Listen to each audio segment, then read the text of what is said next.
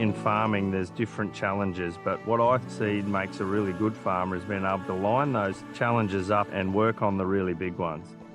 Through the help we got, the irrigation project was the big one, the one we wanted to invest in to make our life a lot easier and give us a more resilient farm into the future.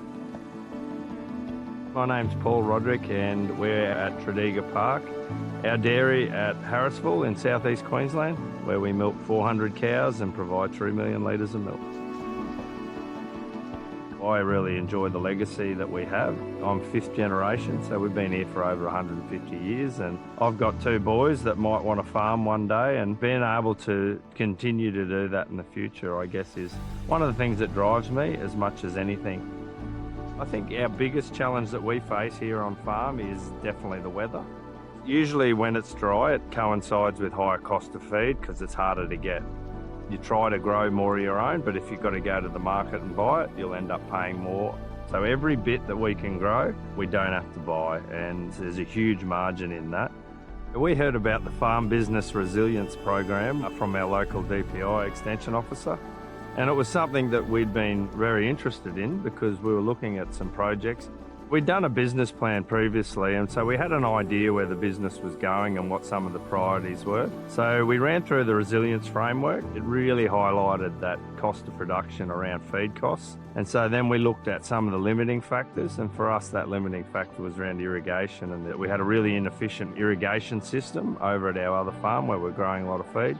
We then were able to apply for the Q-Rider Drought Preparedness Grant.